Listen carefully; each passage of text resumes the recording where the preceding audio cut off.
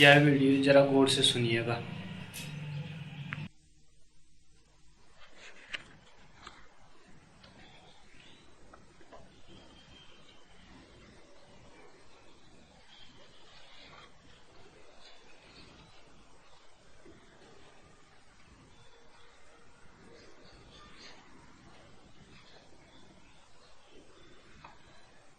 पहला प्रश्न। भगवान, आपने आचार्य तुलसी और मुनि नथमल पर अपने विचार व्यक्त किए। क्या इनकी साधना आध्यात्मिक ज्ञान एवं अनुभव के विषय में भी बताने की अनुकंपा करेंगे? इनके साधना स्थल बिल्कुल सूने पड़े। अभी जैन विश्व भारती लाडनू देखने का अवसर मिला। सुजानगढ़ शिविर के समय 2 करोड़ की लागत से खड़ी संस्था में इमारतें तो बहुत हैं, लेकिन साधक बहुत ही कम। आचार्य तुलसी एवं मुनि नथमल दोनों वहां हैं, फिर भी कोई भीड़ साधकों की नहीं है। मुनि नथमल आपकी तरह शिविर भी लेने लगे हैं और उनके ध्वनि मुद्रित प्रवचन भी तैयार होने लगे हैं। मुनि नथमल कहते हैं, संगीत से ध्यान में गति एक सीमा से आगे नहीं होती है। आचार्य तुलसी ने अपने शिष्यों को कहा है कि वे आपका साहित्य न पढ़ें, लेकिन जैन साधु एवं साध्वी मेरे यहाँ ठहरती हैं, आपकी पुस्तकें पढ़ते हैं और टेप सुनते हैं और वे आपसे प्रभावित हैं। फिर इनके आचार्य आपका क्यों विरोध करते हैं? कृपया समझाएं। स्वामी धर्म तीर्थ।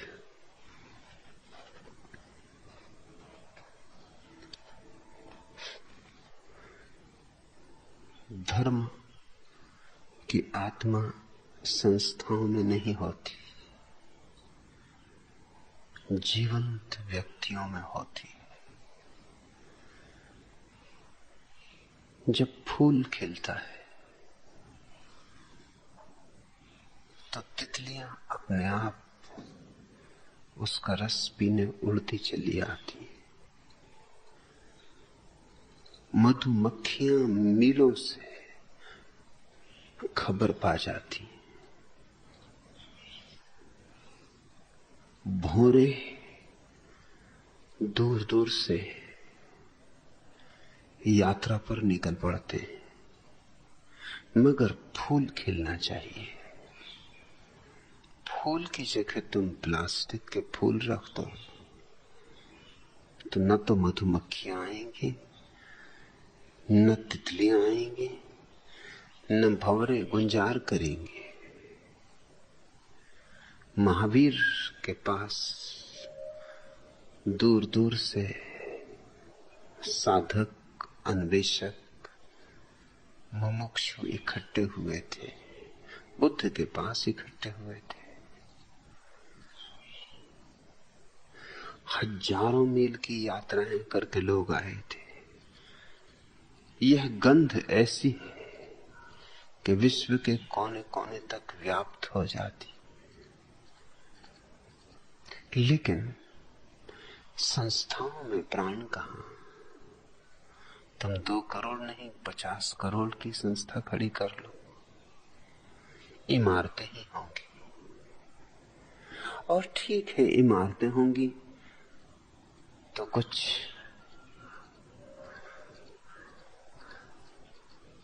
काहिल, सुस्त, आलसी, जिन्हें कुछ नहीं करना है, वे जरूर साधक के नाम की ओट में वहां इकट्ठे भी हो जाएंगे। या कुछ नौकर पेशा लोग, जिनके लिए वे संस्थाएं केवल रोजगारी का साधन हो जाएंगे। रोटी रोजी कमाने का उपाय बन जाएंगे, वे इकट्ठे हो जाएंगे। साधक वहां नहीं मिलेगा। तुम कहते हो बहुत थोड़े साधक वहां दिखाई पड़े। जो तुम्हें दिखाई पड़े वो भी साधक नहीं है।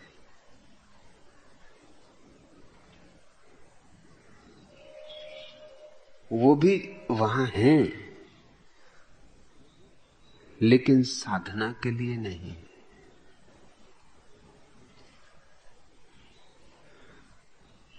मुझे एक शंकराचार्य ने आमंत्रित किया था।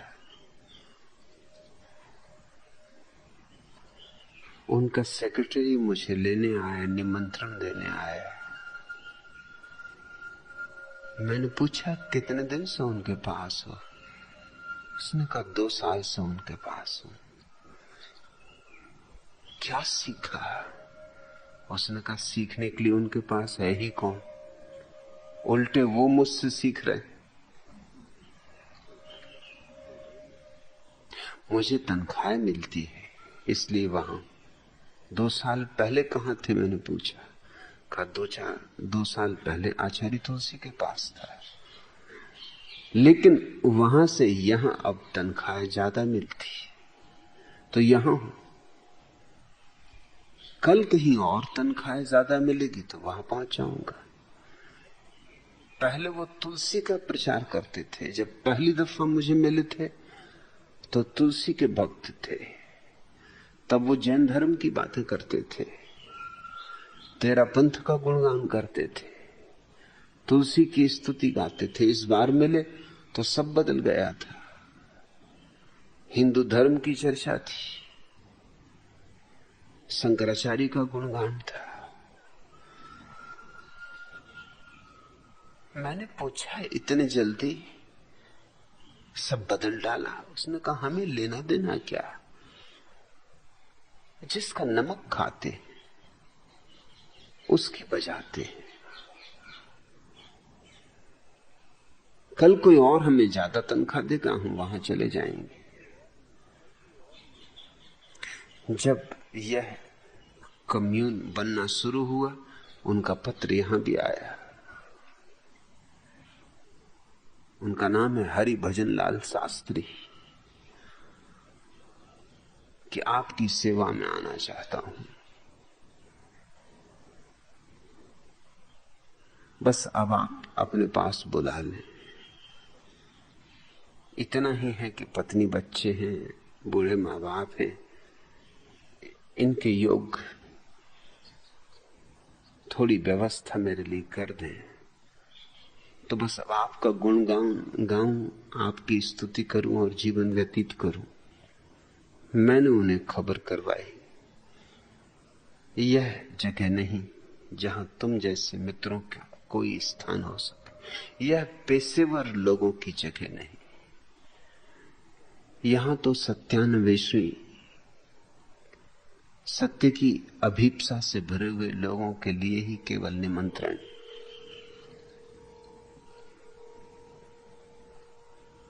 तुम तो रोटी के चाकर हो। जो 2 रोटी फेंक देगा उसके पास पूछ हिलाने लगोगे। मुझसे तुम्हारा कोई संबंध न बन सकेगा। फिर उनका पता ही नहीं चला। अगर सत्य की ऐसी अभीप्सा पैदा हुई थी तो आना था और कहना था कि नहीं, मैं नौकरी के लिए नहीं आना चाहता। अब वो किसी तीसरे संत के पास पहुंच गए। अब जिस संत के पास है उसको वो राष्ट्र संत घोषित करते।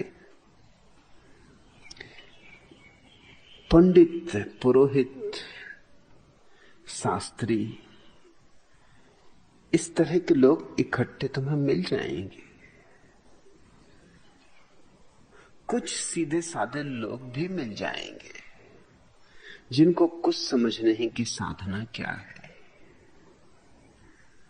जो परंपरागत रूप से जन्म से कुछ बातें सुनते रहे हैं और उनको मानने लगे हैं, क्योंकि जन्म से एक ही बात सिखाई गई, विश्वास करो। खोज की तो कोई कहता ही नहीं, खोज के पहले ही मान लो।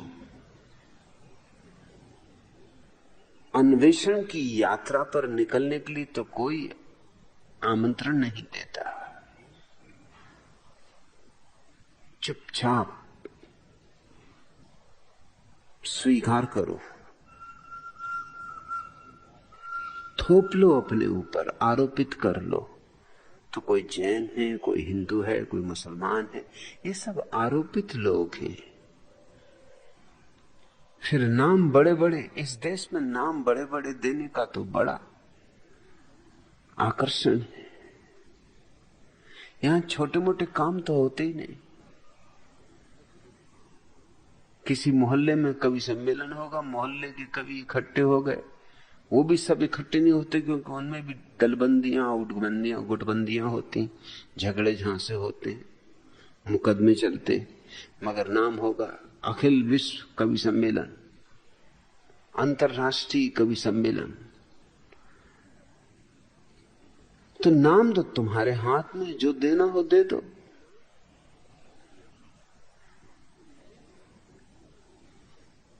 एक सज्जन के पहले लड़के का नाम था अंतररंजन, दूसरे लड़के का नाम था संतरंजन, तीसरे लड़के का नाम था पंतरंजन। अब चौथा लड़का पैदा हुआ तो बड़ी समस्या खड़ी हुई कि क्या नाम रखना। मुझसे पूछने लगे, मैंने कहा दंतमंजन। अरे नाम तो तुम्हारे हाथ में है, और दंतमंजन ज्यादा चलेगा। क्या संतरंजन, अब संत ही नहीं है, क्या संतरंजन और क्या अंतररंजन, क्या लेना देना है इसको भीतर के प्रवेश से। दंत रंजन, दंत मंजन, ऐसा कुछ नाम रखो। यथार्थवादी होगा। नाराज हो गए कि आप भी क्या बातें सुझाते, कैसा नाम आप सुझाते। अब मैं कुछ भी नाम रख लूं तो भी मैं ये दंत मंजन को नहीं भूल सकूंगा, ये मेरे ख्याल में रहेगा। ये लड़का जब भी मुझे दिखाई पड़ेगा मुझे दंत मंजन की याद आएगी। तो मैंने कहा जब भी दंत मंजन याद करो तो हमेशा ख्याल रखना, बंदर छाप काला दंत मंजन। नाम जैन विश्व भारती, कितने जैन हैं? कुल 35 लाख, वो भी इससे केवल इस देश में। क्या विश्व में उनकी स्थिति है? मेरी एक छोटी सी चुनौती को तो जैन मुनि, ना आचार्य तुलसी, ना आनंद ऋषि, न एलाचारी विद्यानंद, न कोई और स्वीकार करने को राजी। मेरी छोटी सी चुनौती कि तुम विश्व की बातें करते हो, एक गांव तो जैनों का बसा के बता दो, सिर्फ एक गांव जिसमें सारे काम जैन करते हो। तभी तुम्हें हक होगा ये कहने का कि ये समाज है। समाज का अर्थ क्या होता है? कौन जैन चमार का काम करेगा? जूते तो जरूरी होंगे। और कौन जैन पाखाना साफ करेगा? और कौन जैन सड़क पर बुहारी लगाएगा? और कौन जैन छोटे मोटे 1000 काम हैं जिनको करने को राजी होगा? एक बस्ती जैन नहीं बसा सके 2500 वर्षों में। एक गांव, विश्व की बातें कर रहे हो।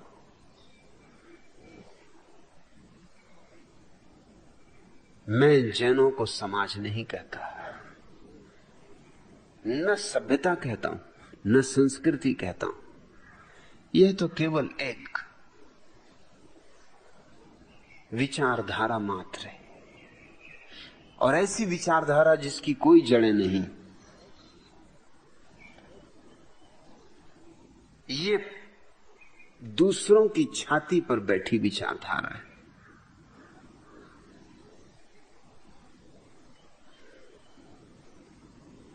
खेती बाड़ी भी जैन नहीं कर सकते, और तो और, क्योंकि उसमें हिंसा हो जाएगी।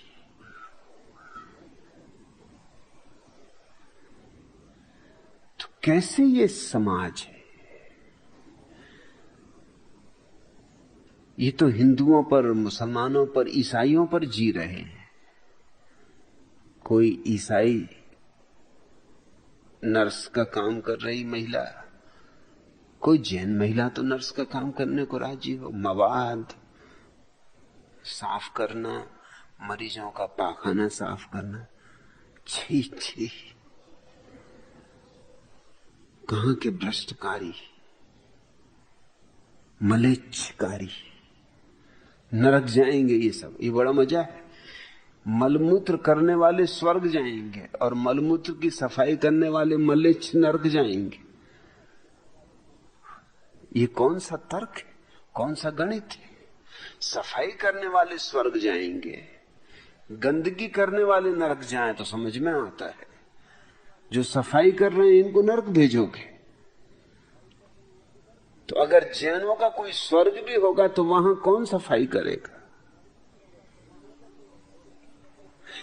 इस छोटी सी चुनौती को मैं 10 साल से दोहरा रहा हूं, कोई जैन मुनि हिम्मत करके स्वीकार नहीं कर सका, और उनकी छाती फटी जा रही, क्योंकि मैं एक कम्यून बनाने के लिए तैयारी दिखा रहा हूं। तो कम्यून बन न सके इसके लिए हजार तरह की बाधाएं डाली जा रही, क्योंकि जो चुनौती मैंने दी है वो तो पूरी कर नहीं पाए, लेकिन मैं पूरी करके दिखा सकता हूं, कोई अड़चन नहीं। आज इस छोटे से कम्यून में जूते बनाने वाले सन्यासी वो उतने ही सम्मानित हैं जितना कोई और।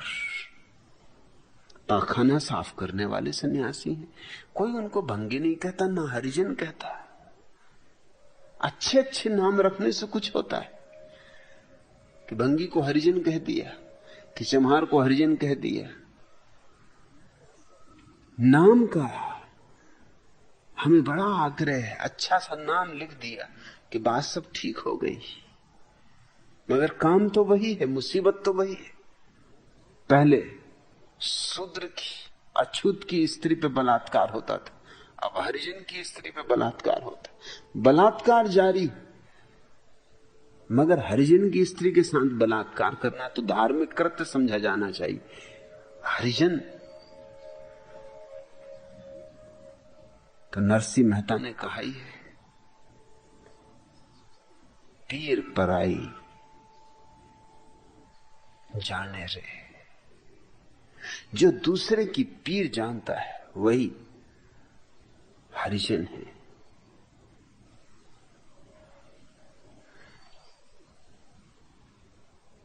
अच्छे अच्छे शब्द गंदी से गंदी बातों पर थोप देते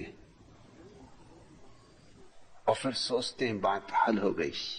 जैनों की बड़ी इच्छा विश्व धर्म बनने की, मगर एक बस्ती बसा नहीं सकते। विश्वविद्यालय बनाने हैं इन्हें।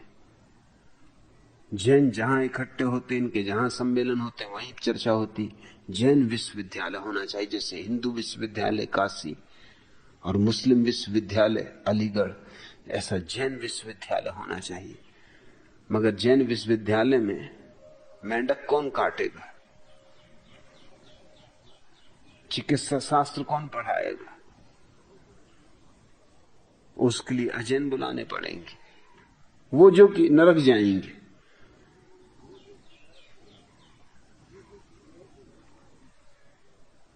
बस जैन विश्व भारती, और कहां लाडनू,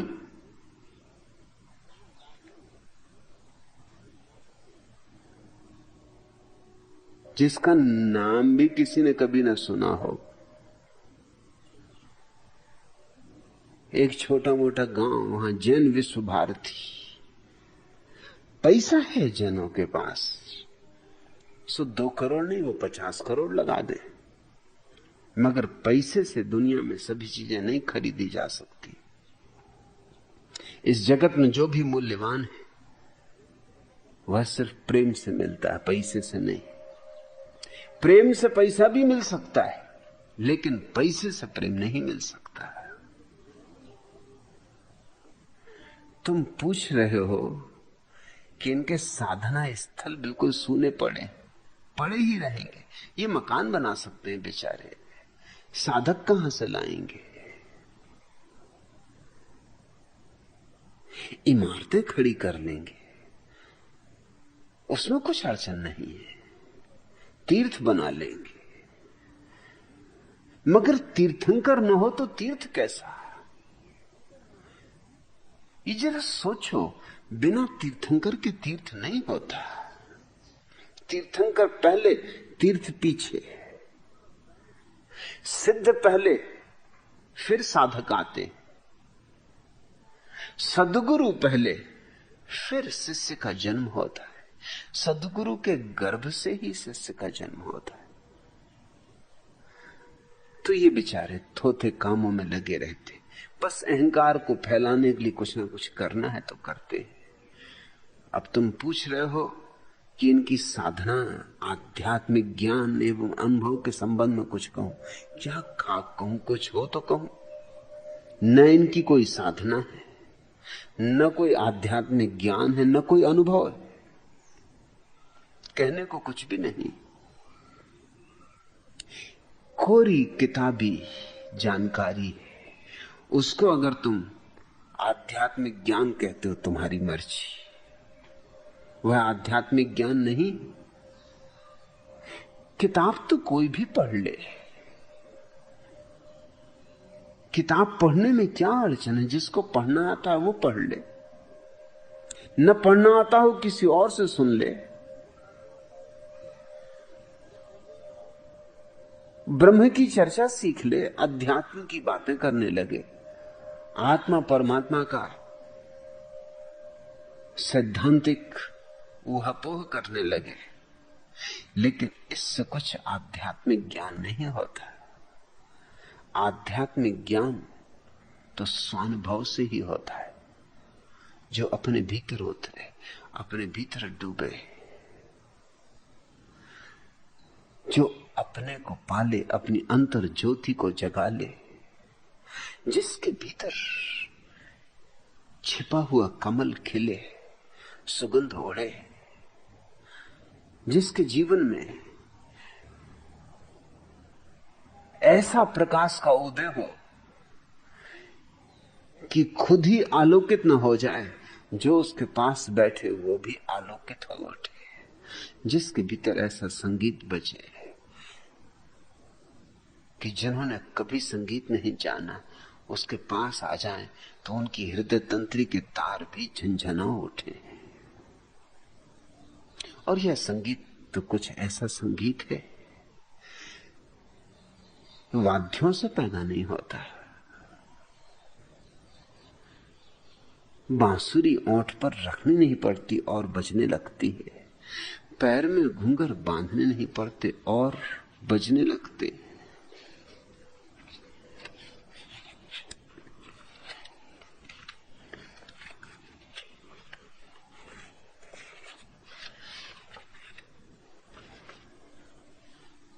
मैंने पैरों में पायल तो बांधी नहीं, मैंने पैरों में पायल तो बांधी नहीं, क्यों सदा आ रही है झनन-झन, झनन-झन, झनन-झन। मैंने हाथों में कंगन तो पहना नहीं, मैंने हाथों में कंगन तो पहना नहीं, क्यों सदा आ रही है झनन-झन, झनन-झन, झनन-झन। मैंने पैरों में पायल तो बांधी नहीं, न कोई आरजू न कोई आस है, न कोई आरजू न कोई आस है, मेरे दिल ने बता कैसा एहसास है। दिल में अनचाहा सा एक अरमान है। कुछ दिनों से यही दिल परेशान है। मैंने छेड़ी नहीं प्यार की रागनी, मैंने छेड़ी नहीं प्यार की रागनी, क्यों सदा आ रही है झनझन झनझन झनझन। मैंने पैरों में पायल तो बांधी नहीं, न कोई आरजू न कोई आस है। मेरे दिल ये बता ये कैसा एहसास है। कोई देने लगा है सदाएं मुझे, आ गई हैं कहां से अदाएं मुझे। कुछ दिनों से अजब आरजू जग उठी, गुदगुदाने लगी हैं हवाएं मुझे। मेरा आंचल तो बाहों के घेरे में, मेरा आंचल तो बाहों के घेरे में, क्यों सदा आ रही है झनझन झनझन झनझन।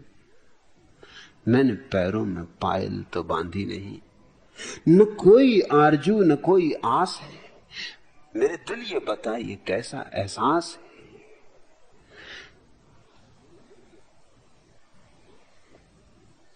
कुछ होना शुरू होता है जो अदृश्य है, जो पकड़ में नहीं आता साधारण इंद्रियों की, लेकिन फिर भी घटता है, रोआ रोआ तरंगित हो उठता है। आध्यात्मिक ज्ञान एक एहसास है, ज्ञान नहीं, एक अनुभूति। बाहर के जगत का इससे कुछ लेना देना नहीं, न शास्त्रों में है न शब्दों में है, विपरीत निशब्द में, शून्य में। मैं इन्हें जानता हूं, तुलसी को भी नथमल को भी। इनके न मालूम कितने साधु मेरे पास आए गए, अब तो उनकी हिम्मत टूट गई, अब तो आने में भी डरते, अब तो घबराहट होती है, क्योंकि मेरे पास आना मतलब श्रावकों से दुश्मनी लेनी।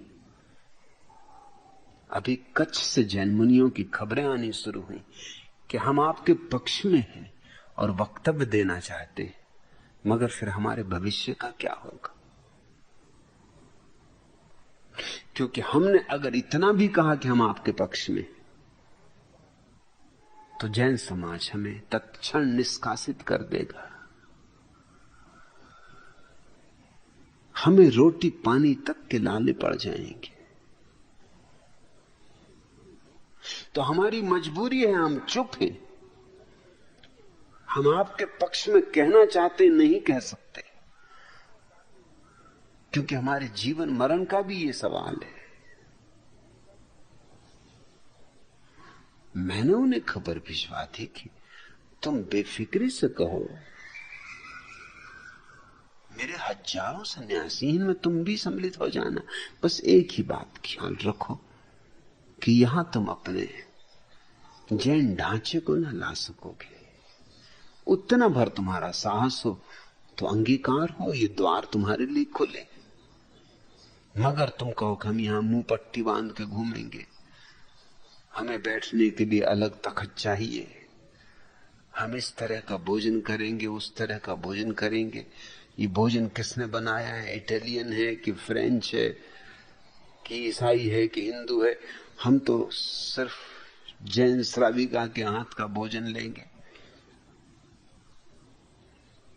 कि हम तो इतने देर का लगा हुआ दूध पिएंगे, हम तो इतने दिन पुराना घी खाएंगे।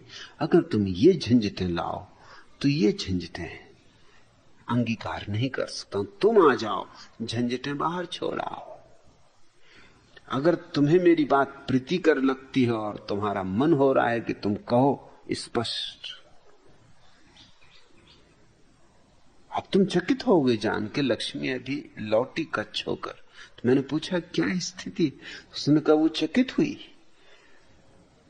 ये बात जान के कि अखबारों में इतना शोरगुल मचाया जा रहा है मेरे विरोध में, लेकिन कच्छ के लोग आंखें बिछाए बैठे। लक्ष्मी केवल 15 मिनट के लिए मांडवी गई और 1000 आदमी इकट्ठे हो गए और उन्होंने कहा कि शीघ्र आओ, जल्दी आओ और देखें कौन रोकता है। रोकने वाले, वक्तव्य देने वाले लोग कौन है? इनके निहित स्वार्थ है। और उन्होंने कहा कि तू आधा घंटा रुक जा तो हम 10,000 आदमी अभी इकट्ठे कर देते हैं स्वागत के लिए। अभी जब सारा आश्रम आएगा तब तो पूरा कच्छ हम इकट्ठा कर देंगे। लेकिन ये वक्तव्य देने वाले लोग कौन हैं? कोई महंत, कोई संत, कोई पंडित, कोई पुजारी, कोई राजनेता, कोई जनसंघी, कोई मतांध हिंदू, कोई मतांध जैन, कोई मुनि, कोई आचार्य, इस तरह के लोग। और मजा यह है कि इनमें से भी कितने लोग वस्तुतः राजी हैं विरोध के लिए, यह भी साफ करना मुश्किल है, क्योंकि उनके अपने न्यस्त स्वार्थ हैं। वो डरे हुए, घबराए हुए। क्या इनकी साधना, क्या इनका साहस? ऐसे कमजोर लोग, और इनकी पूजा चल रही है हजारों वर्षों से। तुम पूछते हो इनकी साधना के संबंध में कुछ कहूं, इनकी कोई साधना नहीं। मैं इसको साधना नहीं कहता कि एक बार भोजन कर लिया। मैं इसको साधना नहीं कहता कि 4 ही कपड़े रखे। मैं इसको साधना नहीं कहता कि रात में ना चले, कि प्रकाश ना जलाया। ये सब बचकानी बातें हैं, इनसे जीवन रूपांतरण नहीं होता। साधना तो सिर्फ एक है, और वो है अंतर यात्रा, वह है ध्यान। और उसका इन्हें कोई भी पता नहीं, दूर का भी पता नहीं, इनके कानों में भी खबर नहीं पड़ी। वह झनन झन की आवाज इन्हें सुनाई नहीं पड़ी। तभी तो इस तरह की व्यर्थ की बातें ये कह सकते हैं। तुमने पूछा धर्मतीर्थ कि नथमल कहते हैं संगीत से ध्यान में गति एक सीमा से आगे नहीं होती। इन्हें क्या पता है संगीत का? इन्हें क्या पता है ध्यान का? इन्हें क्या पता है गति का? तो पागल थे वे जिन्होंने ये कहा कि समाधि की परम अवस्था में नाद का विस्फोट होता है। वस्तुतः संगीत का अनुभव ही समाधि में होता है, उसके पहले कभी होता ही नहीं। उसके पहले तुम जिसे संगीत कहते हो वो संगीत नहीं है, बस संगीत की दूर की प्रतिध्वनि, बहुत दूर की प्रतिध्वनि। जैसे किसी पहाड़ी पे जाके तुम आवाज लगाओ तो पहाड़ियों में से आवाज गूंजे। वो जो पहाड़ों से आवाज गूंज रही है प्रतिध्वनि, ध्वनि नहीं। ऐसे ही जब तुम सितार के तार छेड़ देते हो तो जो आवाज गूंजती है वो प्रतिध्वनि है, ध्वनि नहीं, संगीत नहीं है। संगीत को तो सिर्फ थोड़े से लोगों ने जाना। जिन्होंने जाना उन्होंने कहा एक ओंकार सतनाम। ओंकार उस परम संगीत का नाम है। वह तो सुना जाता है भीतर, और सुना जाता है तब जब सब शून्य हो जाता है, जब एक विचार नहीं रह जाता, एक वासना नहीं रह जाती, मोक्ष की भी वासना नहीं, आवागमन से मुक्ति होने की भी वासना नहीं, बैकुंठ और स्वर्ग जाने की भी आकांक्षा नहीं। उस परम मौन के क्षण में जब भीतर कोई हलन चलन नहीं, जब सब स्थिर है, तब नाद का विस्फोट होता है। तब आदमी जानता है संगीत क्या है, ईश्वरीय संगीत। वही नाद ब्रह्म, उसी संगीत से सारी सृष्टि का सृजन हुआ है। वही संगीत सघन होकर अस्तित्व बना है। तुम उसी संगीत से निर्मित हो। तुम्हारे रोए रोए में वो बज रहा है, मगर सुनने वाला नहीं है कोई। तुम मूर्छित हो या अपने विचारों के शोरगुल में खोए हुए हो। बाजार भरा है तुम्हारे सिर में। फिर ये बाजार में तुम खाते बही का हिसाब कर रहे हो कि कुंद कुंदाचारी के समय सार का विचार कर रहे हो।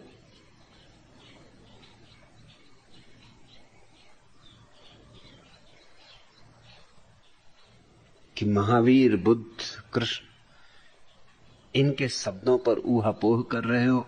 इससे फर्क नहीं पड़ता। तुम कंकड़ पत्थर के संबंध में सोच रहे कि हीरे जवाहरातों के संबंध में, कुछ फर्क नहीं पड़ता। जब तक सोच विचार की प्रक्रिया जारी है, संगीत का कोई अनुभव नहीं होगा। नथमल को क्या संगीत का अनुभव है जो ये कहे कि संगीत से ध्यान में गति एक सीमा से आगे नहीं होती।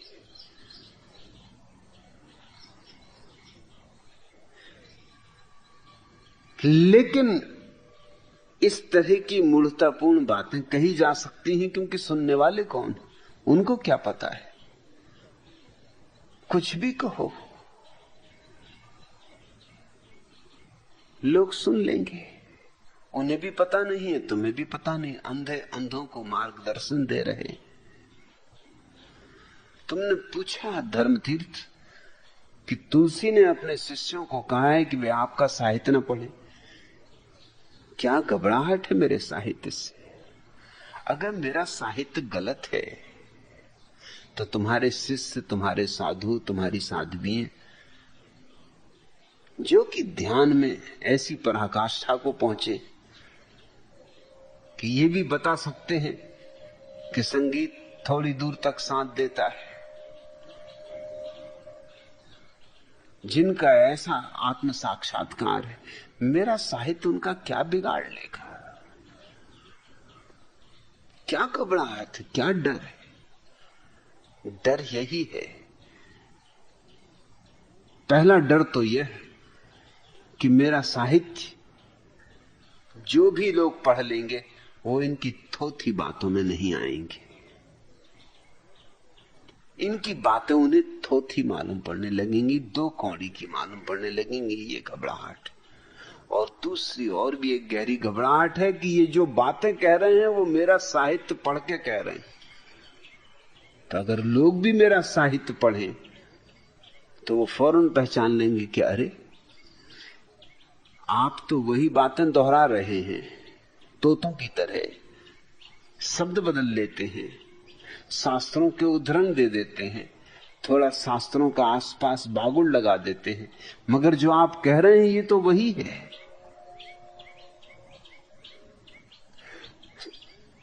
तो भी दिक्कत होगी, तो भी अड़चन होगी। जो लोग मुझे सुनते हैं, मुझे पढ़ते हैं, उन्होंने निरंतर इन मुनियों से जाकर पूछा है कि आप जो कह रहे हैं ये तो वही है।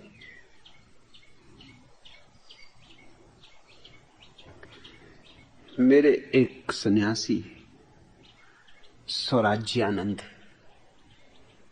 जैन थे, वृद्ध जैन थे, और जैनियों में बहुत प्रख्यात, खासकर दिगंबर जैनियों में प्रख्यात कांजी स्वामी के पहले भक्त थे। कांजी स्वामी का दिगंबरों में प्रख्यात होने का कुल कारण इतना है कि वो पैदा हुए थे श्वेतांबर, और फिर उन्होंने श्वेतांबर मार्ग को छोड़कर दिगंबर हो गए।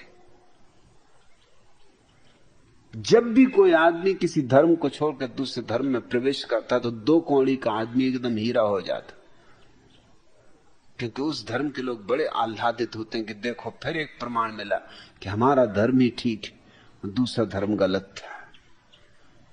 तो श्वेतांबरों ने तो बहुत विरोध किया, लेकिन दिगंबरों ने बहुत सहायता दी। स्वराजानंद भी दिगंबर थे।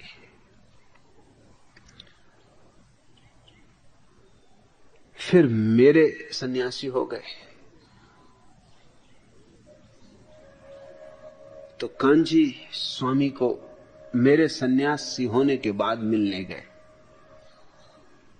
सिर्फ ये निवेदन करने कि मुझे क्षमा करें, अब मैं और आपके साथ न चल सकूंगा। और कांजी स्वामी निरंतर मेरे खिलाफ उनको समझाते रहे थे। ये भी कहते रहे थे कि मेरी किताबें ना पढ़ें। उस दिन वो बिना कुछ कहे, बिना कुछ पूर्व सूचन दिए पहुंच गए। देखा कांजी स्वामी साधना पथ पढ़ रहे हैं। कांजी स्वामी भी घबरा गए, जल्दी से किताब को उलट के रख दिया जिसमें उसका शीर्षक दिखाई ना पड़े। मगर जो लोग मेरी साधना पथ से परिचित हैं वो तो उसके उल्टे हिस्से को भी जानते। स्वराजानंद ने कहा क्या पढ़ रहे हैं आप? तो छिपाना भी मुश्किल हो गया। कहा कि जरा देख रहा हूं कि यह व्यक्ति क्या कहता है जिसके कारण इतने लोग भ्रष्ट हो रहे हैं, मगर तुम इसे मत पढ़ना।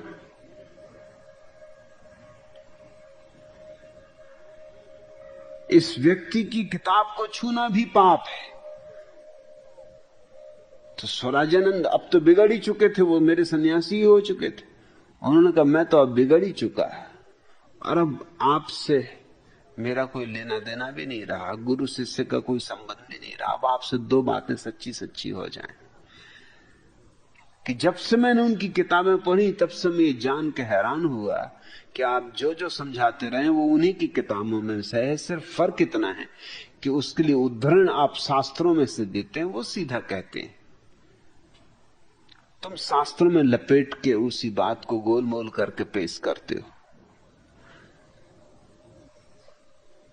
और हम उनके शास्त्र को छुए तो पाप, और तुम उनकी किताब पढ़ो तो पुण्य। अभी ये किताब छुई, अब इसका पाप कौन भोगेगा? कांची तो बहुत हैरान हुए। कहा कैसी बातें कर रहे हो आज? अटपटी घाटपटी बातें नहीं कर रहा हूं, आज सच्ची सच्ची बातें कर रहा हूं जो मुझे पहले ही करनी थी लेकिन संकोचवश नहीं किया। तुम जान के हैरान हो गए कि सारे जैन मुनि, इस देश में एक ऐसा जैन मुनि नहीं और जैन साध्वी नहीं जिसने मेरी किताबें न पढ़ी हो। उसे पढ़नी ही है। चोरी से पढ़ता है, चोरी से बुला के पढ़ता है, छिपा के पढ़ता है, शास्त्रों में दबा लेता है, ऊपर से शास्त्रों के कवर चढ़ा लेता है। मगर ये कैसा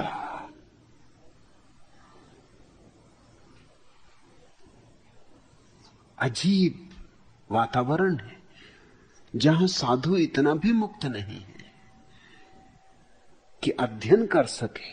साधना की तो बात दूर, अध्ययन मनन करने को भी मुक्त नहीं। ये साधु हुआ या परतंत्र हो गया, कैदी हो गया। मैं तुमसे कहता हूं ये कैदी हैं, ये तुम्हारे आचार्य, ये तुम्हारे मुनि, ये तुम्हारे महाराज, ये कैदी हैं। और कैदी हैं दो रोटी के, सस्ते में इन्होंने अपनी आत्मा बेची। मगर इनकी अड़चन ये कब जाएं तो जाएं कहां? प्रतिष्ठा, सम्मान, सत्कार वो मिली इसलिए रहा है। और मेरी किताबें पढ़ने के लिए दो जरूरी बातें हैं। उनको पढ़ने इसलिए पढ़ती हूं क्योंकि बहुत से मेरे लोग, हजारों की संख्या में लोग मुझे पढ़ रहे हैं। वो जा जा के सवाल खड़े करते हैं, उनके जवाब भी कहां से दें।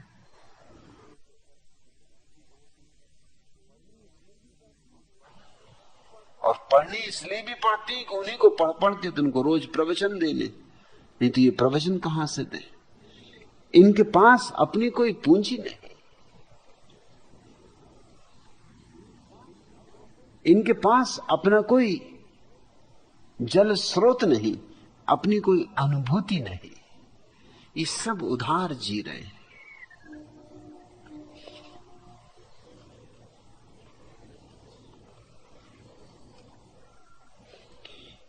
इतनी मूर्छित इनकी दशा है कि दया योग। चंदू खाने में 3 अफीमची बैठे अफीम पी रहे थे। उनमें से एक बोला, चलो आज एक खेल खेलते। कुछ देर बाद हम तीनों में से एक उठकर घर चला जाए। बाकी 2 को ये पता लगाना होगा कि तीनों में से कौन सा घर गया है। अफीमची ऐसे खेल खेल सकते? अफीमचियों की अपनी दुनिया है, वहां यही पता लगाना मुश्किल होता है कौन कौन। मैंने सुना मुल्ला नसरुद्दीन हज की यात्रा को गया। हाजी होने की बड़ी इच्छा थी, किस मुसलमान की नहीं होती। बड़ी भीड़ भाड़ थी वहां, मुश्किल एक धर्मशाला में जगह मिली, वो भी बहुत हाथ पैर जोड़ के।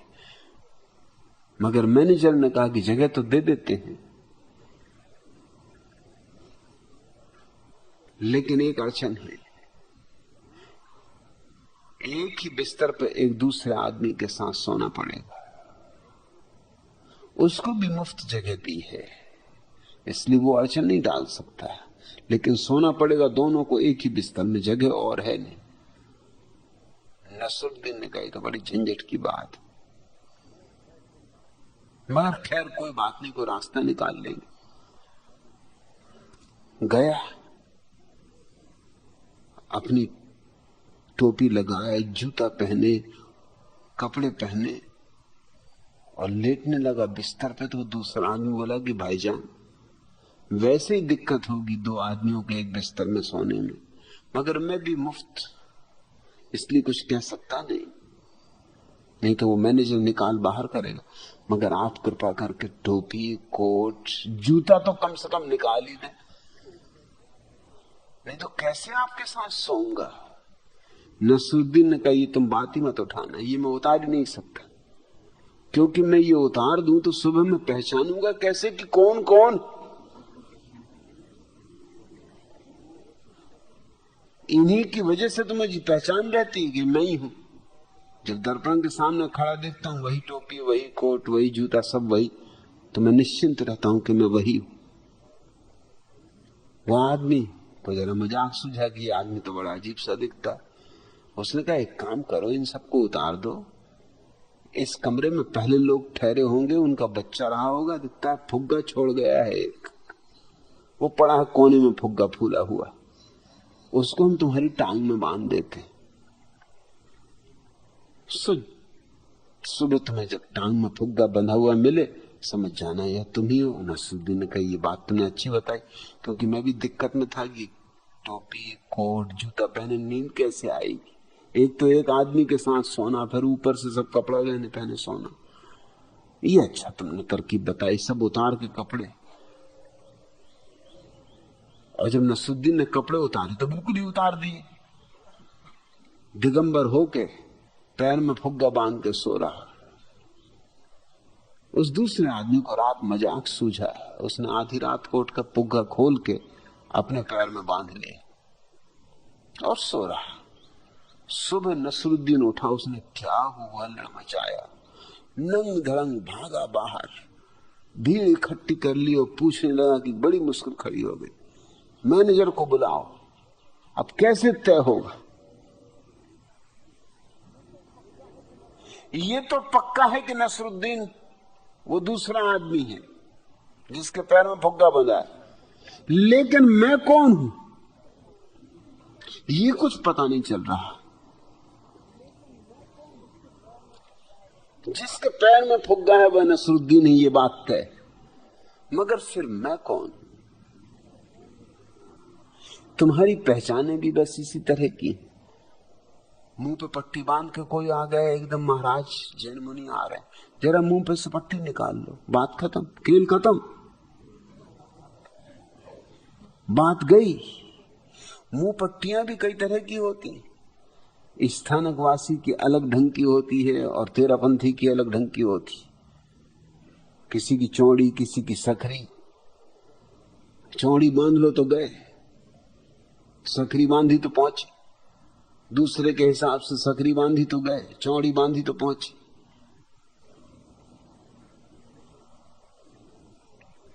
क्या क्या खेल बना रखा है, क्या उल जलूल खेल बना रखे। और इन खेलों को साधना समझा जा रहा है। ये सब मूर्छाएं हैं और कुछ भी नहीं।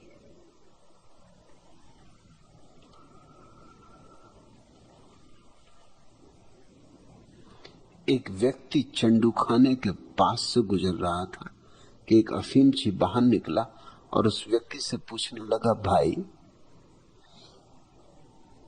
क्या बता सकते हैं इस समय टाइम क्या है? अफीमची ने कहा 3 बजे। दोनों अलग अलग दिशाओं में कुछ कदम चले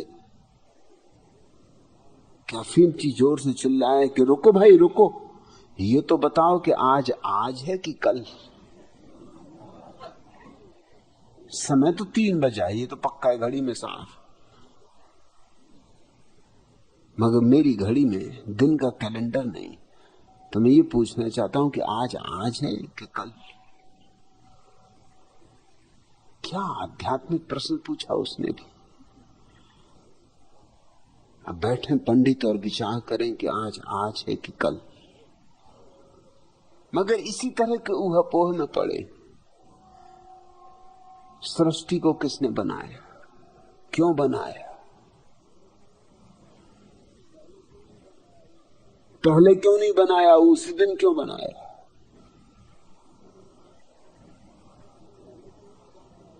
इतने दिन तक परमात्मा क्या करता रहा? फिर उसमें संसार को बनाने की वासना क्यों उठी? जैनों को तो बड़ी दिक्कत है, क्योंकि परमात्मा में वासना नहीं होनी चाहिए। क्योंकि परमात्मा में वासना नहीं होनी चाहिए, इसलिए जैन नहीं मानते कि परमात्मा ने सृष्टि को बनाया। तो फिर सृष्टि कैसे बनी? अपने आप बनी। अब उनको और झंझट खड़ी होती कि अपने आप चीजें बन कैसे गई? अपने आप एक घड़ी तो बन जाए। तुम रेगिस्तान में चले जा रहे हो और तुम्हें एक घड़ी पड़ी मिल जाए, क्या तुम सोच भी सकोगे कि अपने आप बन गई होगी? पड़े पड़े पड़े पड़े रेत इस तरह होते होते हजारों लाखों सालों में घड़ी बन गई होगी, कांटे बन गए होंगे, टाइम बताने लगी होगी, टिकटिकाने लगी होगी। अगर घड़ी नहीं बन सकती अपने आप, तो इतना नाजुक जीवन कैसे निर्मित हो गया है और किस व्यवस्था से चल रहा है?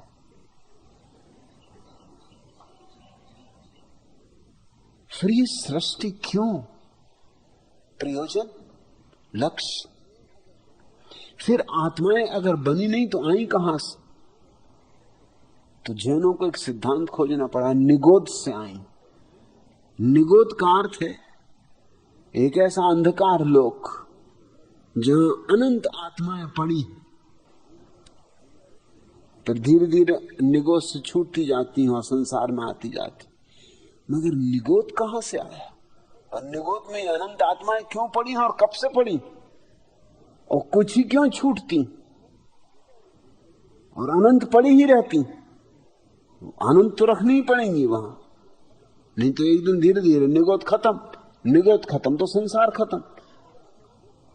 इधर संसार में लोग मोक्ष पाते जाएंगे धीरे धीरे और निगोद से कोई आएगा नहीं, बस्ती उजड़ती जाएगी। फिर जैन मुनि क्या करेगा? फिर जैन शास्त्रों का क्या होगा? और फिर विश्व जैन भारती का क्या होगा? सब मामला ही गड़बड़ हो जाएगा। तो इधर मोक्ष, अनंत आत्माएं मुक्त हो चुकी। अब जरा मजा देखना, अनंत आत्माएं मुक्त हो चुकी, मोक्ष में जा चुकी, अब ये लौट नहीं सकती। और अनंत आत्माएं निगोद में पड़ी, उनको मुक्त होना है। वो होती रहे मुक्त, कभी खत्म नहीं होंगी। ये सारा खेल अफीमचियों की बकवास मालूम होता है। क्यों सीधे सीधे स्वीकार नहीं करते कि हमें पता नहीं? क्या जरूरी है कि तुम्हें सब पता हो? और मैं तुमसे ये कहता हूं, आत्मज्ञान से इनका कोई संबंध नहीं। मुझे आत्मज्ञान हुआ ना, मुझे निगोद का पता चला, न मुझे ये पता चला कि ईश्वर ने संसार बनाया, कब बनाया, क्यों बनाया। स्वयं को जाना एक परम संतुष्टि, एक परम आनंद, एक परम आलोक फैल गया। कुछ पूछने को ना रहा, कुछ जानने को ना रहा। मगर इन फिजूल की बातों को ज्ञान समझा जाता है।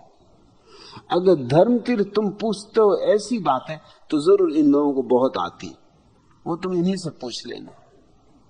मगर कोई इन्हें आध्यात्मिक अनुभव नहीं है। आध्यात्मिक अनुभव तो इन सारी बातों से छुटकारा दिला देता है। ये सब अंधेरे में टटोलते हुए लोग और एक से एक कल्पनाएं कर रहे हैं और एक से एक सुझाव दे रहे हैं, एक से एक समाधान खोज रहे हैं। और मैं तुमसे कहता हूं, सिवाय समाधि के और कोई समाधान नहीं। और जिसको समाधि उपलब्ध नहीं हुई, उसके सब समाधान बचकाने खतरनाक, उससे सावधान रहना।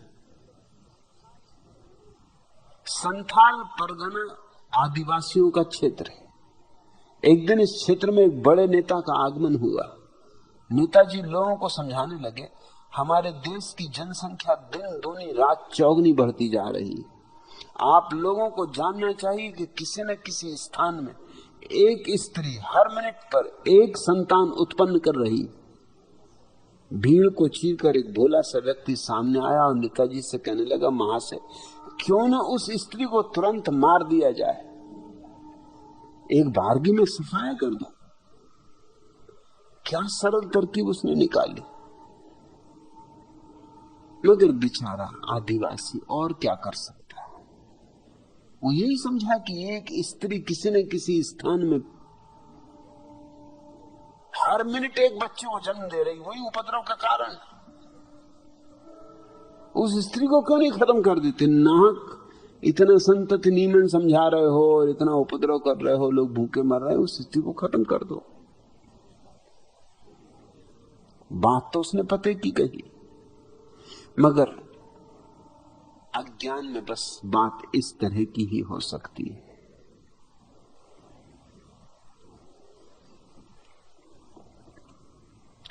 तुमने ये भी पूछा कि यद्यपि तुलसी कहते हैं कि आपका साहित्य कोई ना पढ़े, लेकिन जैन साधु एवं साध्वी मेरे यहाँ ठहरते हैं तो आपकी पुस्तकें पढ़ते हैं, टेप सुनते हैं और आपसे प्रभावित हैं। लेकिन ये बेचारे कैदी, इनको सहायता दो। और जैसे ही हमारा बड़ा कम्यून निर्मित हो जाता है, इनको मुक्त करो। जितने जैन साधु साध्वियों को, हिंदू सन्यासियों को, महंतों को, संतों को, जितनों को मुक्त कर सकते हो मुक्त करो। ये सड़ रहे, इनकी आत्मा के विपरीत ये वहां अटके हुए, लेकिन कहां जाएं, क्या करें? संसार में लौटे तो अपमान होता है। वो ऐसा लगता है जैसे थूका और फिर चांटा, वो जरा बेहुदा लगता है। और लोग मजाक उड़ाएंगे कि अरे बड़े सन्यास लिए थे, बड़ा सब छोड़ के चले गए थे, अब कैसे लौट आए? भूल गई चौकड़ी, आ गई अकल। और हमें भी समझा रहे थे, खुद ने भी पूंछ कटा ली थी, हमारी भी कटवाने फिर रहे थे। अब कैसे वापस लौटे? किस मुंह से वापस लौटे? हिंदुओं के कोई 50-60 लाख सन्यासी हैं भारत, और मैं कितने लोगों को मिला हूं। 20 वर्षों की यात्राओं में हजारों सन्यासियों से मिला हूं, और सब पीड़ित हैं और परेशान हैं, छूटना चाहते, संसार से छूट गए, कुछ पाया नहीं। अब ये सन्यास से छूटना चाहते, मगर अब जाएं कहां? इनके लिए विकल्प मैं खोज रहा हूं। बस इतनी ही शर्त इनको समझा देना कि जब मेरे जगत में प्रवेश करो तो अपने संस्कारों को बाहर ही छोड़ आना। तुम्हारे संस्कारों को लेकर भीतर प्रवेश नहीं हो सकता है। तुम अगर अपने संस्कार छोड़ने को राजी हो तो मैं तुम्हें तुम्हारे कारागृह से मुक्त कर सकता हूं। मैं एक मुक्त आकाश दे सकता हूं जहां तुम खिलो फूलो, भूमि दे सकता हूं जहां तुम्हारे बीज पड़े, जहां तुम्हारे जीवन में हरियाली आए, जहां तुम पहली बार अनुभव करो जीवन का अर्थ, गरिमा, गौरव, जहां तुम में भी चांद सितारे जुड़ जाए। और मेरे सन्यासियों को इस कार्य में लगना होगा, क्योंकि इन साधु साधियों में कई भले लोग हैं, सीधे लोग हैं, अच्छे लोग हैं, जो इसीलिए उलझ गए हैं कि भले हैं, सीधे साधे हैं, और जिन्होंने सोचा कि संसार में दुख है तो चलो आनंद की तलाश में, और आनंद की तलाश के नाम पर ऐसी जंजीरों में जकड़ गए कि संसार से छूटना भी आसान था, अब इस सन्यास से छूटना मुश्किल पड़ रहा है उन्हें। मैं सन्यास की एक नई अवधारणा को जन्म दे रहा हूं, जिसमें संसार को छोड़ना नहीं है बल्कि संसार को जीने की एक नई कला सीखनी है। यूं जियो संसार में जैसे कमल जल में जीता, रहे जल में और जल छुए भी नहीं। इसके अतिरिक्त सन्यास की सब धारणाएं व्यर्थ है।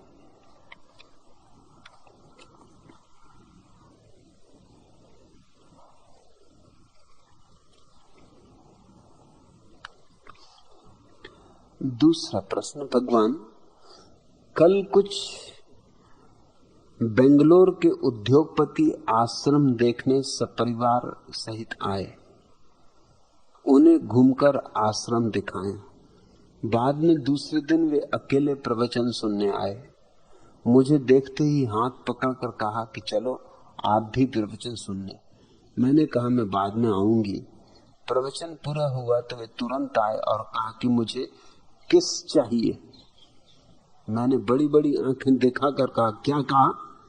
तो तुतलाए कि कैसेट चाहिए।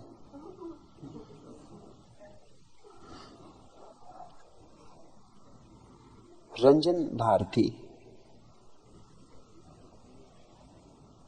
ऋषि मुनियों का यह देश है।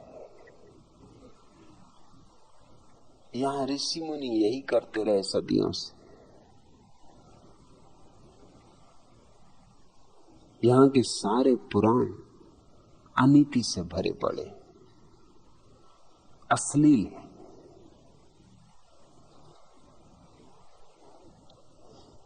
यहां के सारे धर्म ग्रंथ अशोभन है। और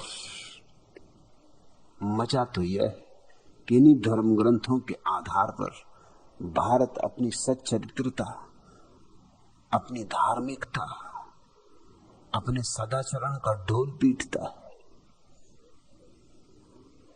और ढोल में बड़ी पोल है, ऊपर कुछ भीतर कुछ। इस तरह के लोग दया योग्य भी हैं, सजा योग्य भी। इस तरह के लोगों को देख के हंसी भी आती और रोना भी। और रंजन को तो इस तरह के लोगों से रोज मिलना होता है, क्योंकि उसका काम है लोगों को आश्रम दिखाना। रंजन मुझे अक्सर लिख के भेजती कि क्या किया जाए इन लोगों के साथ।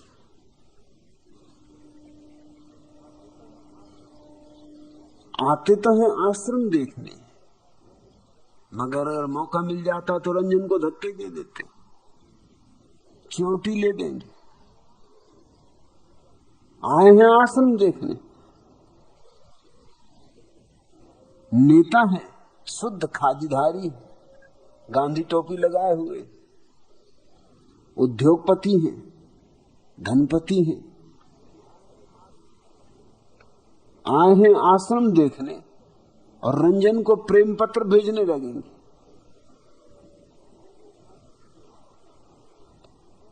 दो बातें ख्याल रखनी जरूरी है।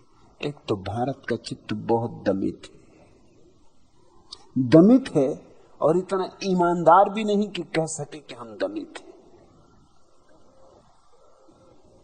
दमित है और ऊपर से आवरण थोपा हुआ है कि हम बड़े सच्चरित्र हैं।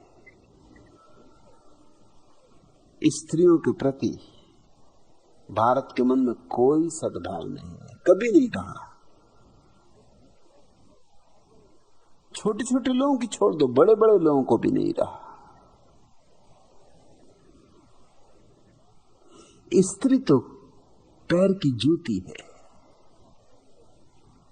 उसका जैसा चाहो वैसा उपयोग करो। राम जैसे व्यक्ति ने भी युद्ध किया, तो कोई भी सोचेगा कि युद्ध सीता के लिए किया, मगर तुम गलती में हो। वाल्मीकि रामायण में, जो कि ज्यादा प्रमाणिक है तुलसी से क्योंकि पहले लिखी गई, वाल्मीकि रामायण में जब सीता को जीत लिया जाता है वापस और राम सीता को अपने खेमे में ले आते हैं, रावण पराजित हो गया, समाप्त हो गया, तो जो पहले वचन राम ने कहे वो बड़े अभद्र, वो इतने बेहुदे हैं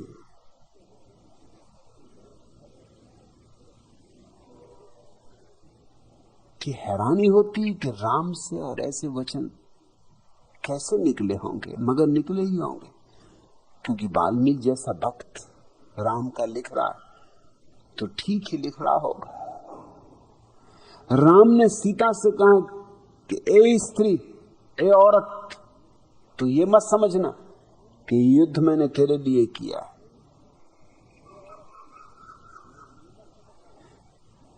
यह युद्ध तो किया है कुल की मर्यादा के लिए।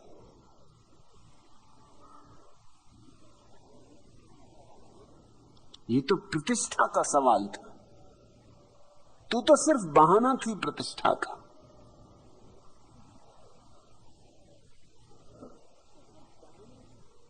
क्या अभद्र बात कही। स्त्री सिर्फ बहाना थी, असली सवाल था कुल मर्यादा, वंश परंपरा, प्रतिष्ठा, राज्य की। सदियों सदियों से पुरखों की इस गरीब स्त्री से कुछ लेना देना नहीं। और फिर इस गरीब स्त्री पर जोर जबरदस्ती डाली कि वो अग्नि से गुजरे, परीक्षा दे। लेकिन हमारे मापदंड हमेशा दोहरे रहे। राम में अगर थोड़ी भी मनुष्य के प्रति सम्मान की दृष्टि होती तो वो स्वयं भी आंख से गुजरते। क्योंकि अगर कुछ वर्षों तक सीता रावण के खेमे में रही थी, अकेली रही थी, तो राम भी तो अकेले रहे थे। अगर सीता किसी पुरुष के साथ संबंधित हो सकती थी तो राम भी किसी स्त्री के साथ संबंधित हो सकते थे। और मेरे एक मित्र प्रोफेसर नावलेकर ने एक अद्भुत किताब लिखी है, a new approach to Ramayana, और उसमें यह सिद्ध करने की कोशिश की है कि सबरी बूढ़ी औरत नहीं थी, सुंदर आदिवासी जवान स्त्री थी। राम और उसके बीच लगाव था। नावलेकर को बहुत गालियां पड़ी, किताब उनकी इस तरह छिप गई कि कहीं पढ़ी ही नहीं गई, छपी भी तो भी बिकी नहीं, कौन खरीदेगा ऐसी किताब। और नावलेकर ने बात बड़ी मेहनत की खोजी और बड़े प्रमाणों से सिद्ध की। मैं नहीं कहता कि सही है या गलत, लेकिन एक बात तो तय है कि तुम दोनों अलग अलग रहे थे वर्षों तक। तो अगर सीता को अग्नि परीक्षा से गुजार रहे हो तो वही नियम स्वयं पर भी लागू होना चाहिए। दोनों गुजर जाते साथ ही साथ, जैसे भांवर पड़ी थी साथ ही साथ आग से गुजर जाते। मगर सीता आग से गुजरी, सीता की तो अग्नि परीक्षा हुई, राम की कोई अग्नि परीक्षा नहीं। हम कहते हैं पुरुष की बात है और मर्द बच्चा, स्त्रियों का क्या ठिकाना, स्त्रियों का क्या भरोसा, इनकी कोई इज्जत थोड़ी। हर स्त्री के प्रति हमारी दृष्टि ऐसी जैसे वो वैश्या है। और अग्नि परीक्षा के बाद भी राम ने जो दुर्व्यवहार किया सीता के साथ, भारत में किसी ने उसकी निंदा नहीं की। फिर सीता का परित्याग कर दिया एक दुब्बड़ के कहने से। और अग्नि परीक्षा किसने ली थी फिर? मगर एक धोबी की औरत रात भर घर नहीं आई और उसने सुबह कहा कि तू ये मत समझना कि मैं राम जैसा हूं, कि सालों सीता नदारत रही और फिर भी उसको स्वीकार कर लिया। मैं ऐसा नहीं, ये घर के द्वार तेरे लिए बंद, तू कहां रही रात भर? बस इतनी बात काफी हो गई। अग्नि परीक्षा के बाद भी सीता को परित्याग कर दिया, गर्भवती सीता को। उससे कहा भी नहीं, उसे झूठा धोखा दे के जंगल में छुड़वा दिया। हमारा स्त्री के साथ बड़ा दुर्व्यवहार रहा। पांचों पांडवों ने एक ही स्त्री को बांट लिया, दिन बांट लिए, जिससे स्त्री ना हुई कोई सामान हुआ कि आज तुम उपयोग कर लेना, कल मैं उपयोग कर लूंगा, परसों तीसरा उपयोग कर लेगा। स्त्री ना हुई, ये तो वैश्या ही हो गई। फिर 5 भाइयों ने हिसाब बांट लिया कि पांचों उपयोग कर लेंगे, ताकि भाइयों में कोई झगड़ा ना खड़ा हो। ये दुर्व्यवहार जारी रहा है। एक ऋषि ने अपने बेटे को कहा कि जाके मां की गर्दन काटा, तो वो मां की गर्दन काट लाया। बाप की आज्ञा ज्यादा मूल्यवान है मां की गर्दन से। बड़ी हैरानी की बात है, बाप बिल्कुल आदमी की ईजाद है, मां प्राकृतिक। एक जमाना था जब बाप नहीं होते थे, और एक जमाना फिर आएगा जब बाप नहीं होंगे। बाप संस्था है, लेकिन मां संस्था नहीं है। मां 9 महीने तुम्हें पेट में रखती, फिर वर्षों तुम्हें बड़ा करती। बाप का काम ही क्या है? एक इंजेक्शन कर सकता है जो काम जो बाप करता है। बस बाप की उतनी कीमत समझो जितनी इंजेक्शन की सिरिंज की होती, इससे ज्यादा नहीं। सिरिंज ने कह दिया कि मां की गर्दन काटा और चले, मां की गर्दन काटा है, क्योंकि पुरुष की प्रतिष्ठा, पुरुष की आज्ञा, पुरुष का बल। स्त्री क्या क्या कीमत है? वो तो पैर की जूती है। जैसा चाहो वैसा उसके साथ उपयोग करो। ये अजीब लोग थे, मगर ये लोग इस देश की आधारशिलाएं रख गए और ये अजीब अजीब बातें समझा गए। पुरुष का पूरा कब्जा स्त्री को दे गए। इसका स्वाभाविक परिणाम यह हुआ कि स्त्रियों ने इनसे छुपे रास्ते से बदला लेना शुरू किया, जो कि अनिवार्य था। आखिर स्त्री के भीतर भी आत्मा है। तो भारत का जो दाम्पत्य जीवन है, उसमें सुख नाम मात्र को नहीं। मैं हजारों जोड़ों से परिचित हूं, लेकिन मुश्किल से 2-3 जोड़ों को मैं जानता हूं जिनके जीवन को मैं कह सकता हूं कि वहां सुख है। करोड़ों दंपतियों के जीवन में कोई सुख नहीं। हालांकि हम कहते हैं दाम्पत्य सुख, कहना चाहिए दाम्पत्य दुख। ये सुख शब्द बिल्कुल झूठा है। अपवाद को नियम नहीं बनाना चाहिए। कभी संयोग वसात 2 व्यक्तियों के बीच ऐसा संबंध बन जाता है, संयोग वसात। न तो ज्योतिषी मिला सकते हैं ये संबंध, न तारे मिला सकते हैं, न हाथ की रेखाएं मिला सकती हैं, न कोई भविष्यवाणियां मिला सकती, बस संयोग वसात। क्योंकि हमने प्रेम को तो मूल से ही काट दिया है। इस प्रेम को काट देने का परिणाम यह हुआ कि वैश्या अनिवार्य हो गई। पुरुष ने अपने लिए इंतजाम कर लिया कि वो वैश्या के पास जाने लगा। इधर सदग्रस्त भी बना रहता है, वहां वैश्या को भी पैसे से खरीदता रहता है। लेकिन इस सब का अनिवार्य परिणाम जो होना था हुआ। वो ये हुआ कि स्त्री क्रोध से भर गई और उसके क्रोध का हर जगह से विस्फोट होने लगा। तूने लिखा रंजन कि ये बेंगलोर के उद्योगपति आश्रम देखने आए, सब परिवार आए तो तुझे धक्का नहीं दे पाए, तुझसे चुंबन नहीं मांग पाए, तेरा आलिंगन नहीं कर पाए।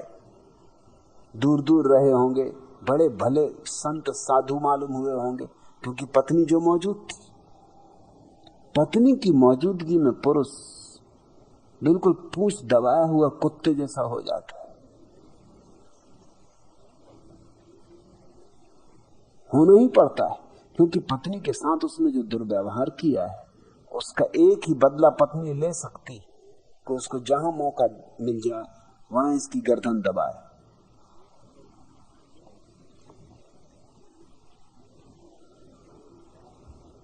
नसरुद्दीन चंदूलाल से कह रहा था, अरे चंदूलाल, अरे उल्लू के पट्टे, तो तू अपनी पत्नी को छोड़कर भाग आया। अरे भगोड़े कहीं के, शर्म खा, चुल्लू भर पानी में डूब मत। चंदूलाल ने कहा कि नसरुद्दीन मत ऐसी बातें करो, मत मुझे तीख चढ़ाओ, मत मुझे जोश दिलाओ। तुम मेरी पत्नी को नहीं जानते। अगर तुम मेरी पत्नी को जानते हो तो कभी तुम ऐसा ना कहते, मैं भगोड़ा नहीं हूं, शरणार्थी हूं।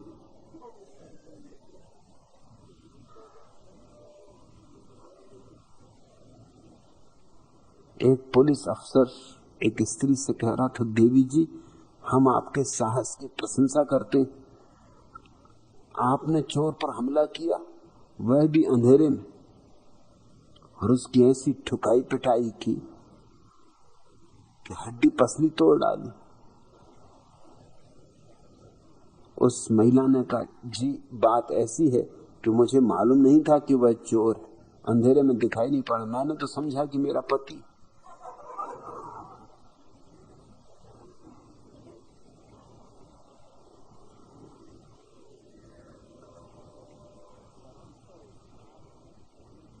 सरहद पर एक कार रुकी।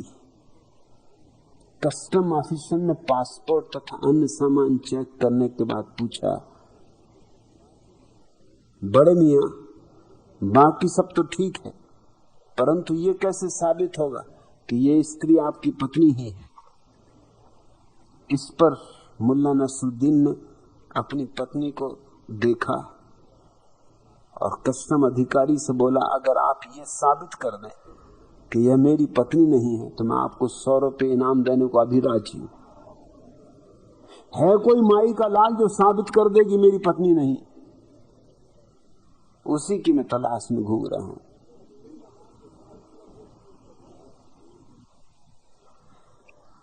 पत्नियों से पति डरते, कपते। कारण पत्नी नहीं है, कारण पति ही है। इन्होंने जो दुर्व्यवहार किया सदियों सदियों से, उससे इनको कपना ही पड़ता है।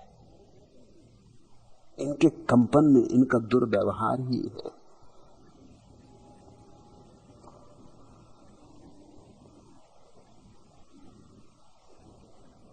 डब्बू जी चंदूलाल से कह रहे थे, भाई तुम अपनी पत्नी से लड़ा मत करो, क्योंकि पति पत्नी गृहस्थी रूपी गाड़ी के 2 पहियों के समान होते हैं। चंदूलाल ने कहा, ये बात तो ठीक है डब्बू जी, परंतु जब एक पहिया ट्रैक्टर का हो और दूसरा साइकिल का, तो बताओ गाड़ी कैसे चले? मगर यही हालत है। तुम्हें पत्नी कैसे मिली, पति कैसे मिला? कोई मूर्ख पंडित तुम्हारी जन्मपत्री देख के हिसाब बिठाता है कि तुम्हारे माँ बाप तय करते कौन सा परिवार प्रतिष्ठित है, कहां से धन ज्यादा मिलेगा, कहां से दहेज ज्यादा मिलेगा, कैसी कैसी अजीब बातों से तय हो रहा है विवाह। फिर इस विवाह में प्रेम के फूल नहीं खिलते, नहीं प्रेम के फूल खिलते तो दमित वासना सब तरफ से बह निकलना चाहती। तो गंदी किताबें लोग पढ़ते हैं, अश्लील साहित्य पढ़ते हैं, अश्लील फिल्में देखते हैं, और जब मौका मिल जाए, जहां मौका मिल जाए, मंदिर जाते हैं पूजा को, मगर वस्तुतः देते हैं धक्का स्त्रियों को। रामलीला देख रहे हैं, मगर रामलीला से उन्हें कोई मतलब नहीं, वो अपनी लीला में संलग्न।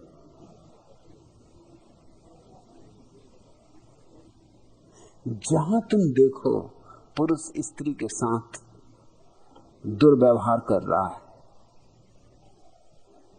लेकिन अभी भी हमें इतना होश नहीं कि हमें सत्य को ठीक से समझ पाए और इसकी मूल जड़ को पहचाने और मूल जड़ को काटे। तो वो बेचारे रंजन, उन पर दया करना, क्रोध मत करना। पत्नी को छोड़ के दूसरे दिन आए होंगे, देखा होगा सुंदर युवती है रंजन, और यहां मेरे सन्यासी में तो सुंदर ही सुंदर लोग हैं। सच तो यह है कि मेरा जो सन्यासी हुआ, सन्यासी होते ही सुंदर हो जाता। आखिर मुक्ति सौंदर्य लाती है, प्रसाद लाती, एक लावण्य लाती, जीवन को एक नई ऊर्जा देती, एक नई चमक, एक नई दमक, एक नई गंध। भीतर कुछ दिया जलने लगता है, उसकी किरणें बाहर भी फूटने लगती।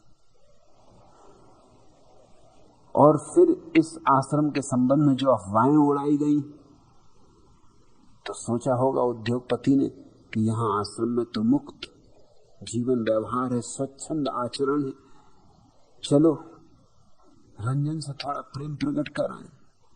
तो बेचारे आ गए।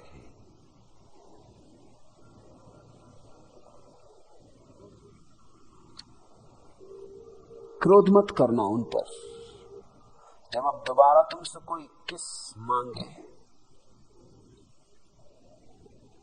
तो संत महाराज को किस लिए बिठा रखा है बाहर? फौरन संत को आवाज दिए कि इनको एक किस दो।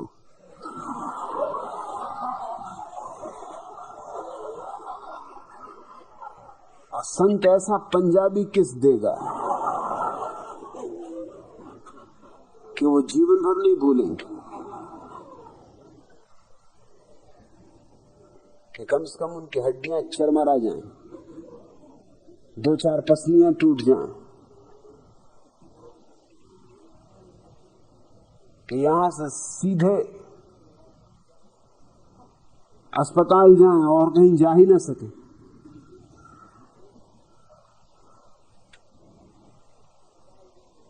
और यहां तो आश्रम में कितने कराटे के जानकार हैं, समुराई हैं, अकीदों के पहचानने वाले हैं। अगर एक किस से उनकी तबीयत न मानती हो तो 4-6 बुला लिए इकट्ठे, के चार तरफ से किस दे दो इनको, हर दिशा से इनको ऐसा किस दो कि जीवन भर के लिए फिर कभी किस का उनको ख्याल ही ना उठे। जिसको अंग्रेजी में कहते हैं ना, किस ऑफ डेथ, मृत्यु का चुंबन, इनको चखा ही दो। और इनको कहना कि आते जाते रहे, ऐसा न करना कि अब ना आओ, अगली बार आओगे तो और भी बड़ा टेस्ट दिलवाएंगे।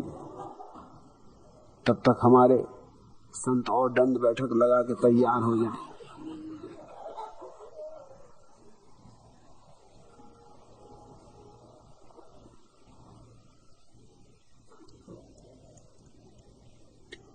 ये बेचारे लोग बचकाने, इनके बाल धूप न पके।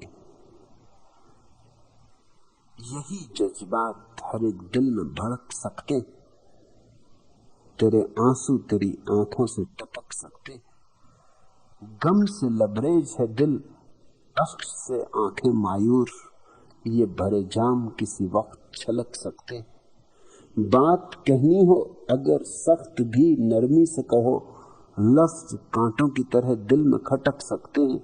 जगमगाने पे न इतराएं सितारों से कहो, रोशनी पाएं तो जर्रे भी चमक सकते हैं।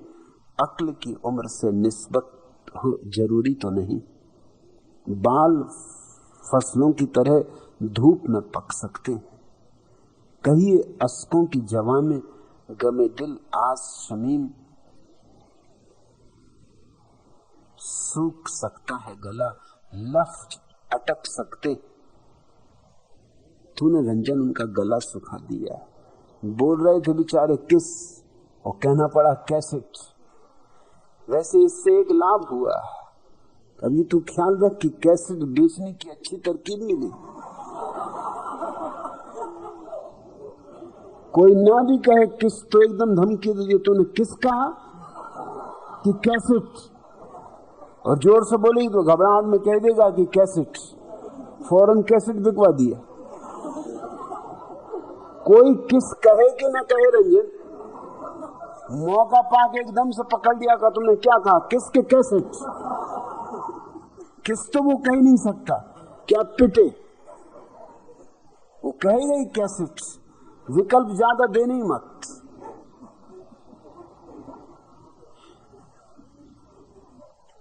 अगर जर्मनी तुम जाओ तो वहां का बैरा तुमसे पूछेगा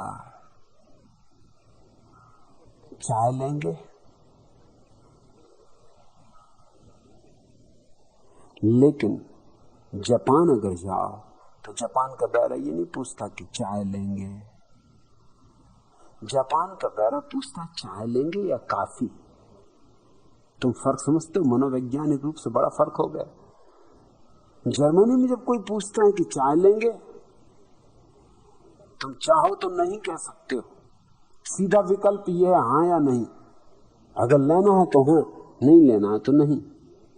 लेकिन जापानी बैरा ज्यादा मनोवैज्ञानिक बात पूछ रहा है, वो ये पूछ रहा है, वो ये हाँ नहीं का तो मौका ही नहीं दे रहा, तुम्हें इतना अवसर ही नहीं दे रहा। वो कह रहा है कि चाय लेंगे या काफी।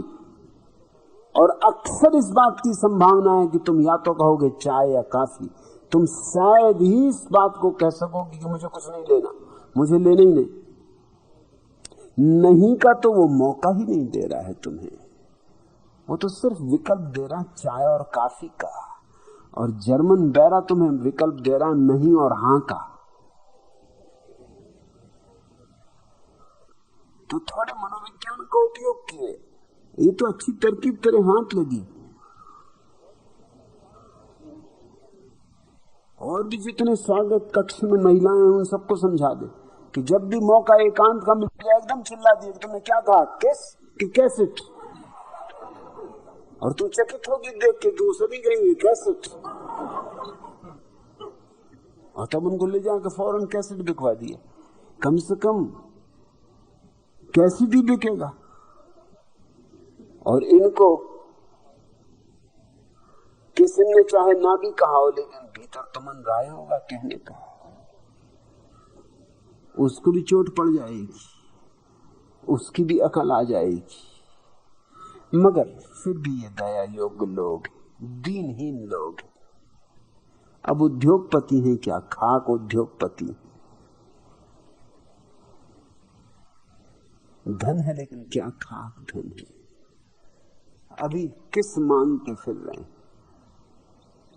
भिक्षा पात्र लिए भिखारियों की तरह। और क्या हो जाएगा अगर किसी ने, स्त्री ने इनको चुंबन भी दे दिया तो क्या मिल जाने वाला है, क्या पा जाएंगे?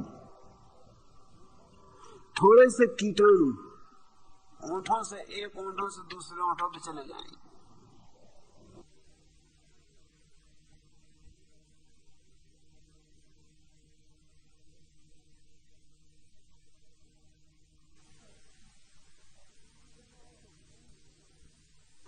और किसी देना हो तो फ्रेंच किस देना हमेशा। अगर किसी को देने के दिल हो जाए कि चलो दे दो बेचारे को, इतने दूर से आया, बेंगलोर से आया, कोई ऋषि मुनि हो, कोई साधु संत हो, कहां कहां से तड़फ तड़फ के आया है, दे ही दो। तो फ्रेंच किस देना, क्योंकि जितने फ्रेंच किस में कीटाणु एक दूसरे से जाते उतने किसी से नहीं जाते, लाखों की संख्या में।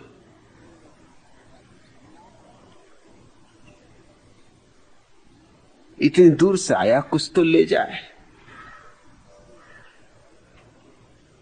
तुम जान के हैरान होगे, दुनिया में ऐसी कुछ कौमें हैं जहां चुंबन होते ही नहीं। और जब पहली दफा इन आदिम जातियों को पता चला कि दुनिया में ऐसे लोग भी जो चुंबन लेते हैं, तो वो बहुत हंसे, बहुत खिलखिलाए। ये भी हद हो गई, गंदगी की भी हद हो गई कि एक दूसरे के ओंठ से ओंठ रगड़ना, थूक से थूक रगड़ना। और यही नहीं, फ्रेंच किस में तो जीभ भी एक दूसरे से रगड़ना। हद हो गई, बेवकूफी की हद हो गई। तुम इनका काम देखोगे तो तुमको हंसी आएगी, मगर इनका काम ज्यादा सात्विक। जब इनको प्रेम बहुत उमड़ आता तो एक दूसरे से नाक रगड़ते, ये ज्यादा सात्विक है। हालांकि तुम्हें बहुत बेहुदा लगे ये क्या कर रहे हैं नालायक कि एक दूसरे से नाक रगड़ रहे, लेकिन ये ज्यादा सात्विक है, स्वास्थ्यप्रद है, चिकित्सा की दृष्टि से योग्य है, क्योंकि नाक में कोई कीटाणु नहीं होते। और कोई एक दूसरे की नाक में नाक थोड़ी घुसड़ दोगे, नाक से नाक रगड़ ली, अपने घर गए, तुम अपने घर गए, वो अपने घर गए, खत्म हुआ मामला। मगर चुंबन तो सच में ही रोगों का घर है। मगर वहम जो जो सवार हो जाए, एक से एक वहम सवार हो जाते, और जो संस्कार पकड़ जाए। और यही वे लोग हैं जो फिल्मों में चुंबन को न चलने देंगे कि कहीं हमारे बच्चे न बिगड़ जाएं। ये बिगड़े, इनके बाप बिगड़े, इनके बाप के बाप बिगड़े। खजुराहो कोई फिल्म देखने वालों ने बनाए थे मंदिर। खजुराहो गए हो, नहीं हो गए हो तो जाना चाहिए। खजुराहो, पुरी, कोणार्क, इनके मंदिर देखने चाहिए। यहां जो जो तुम्हें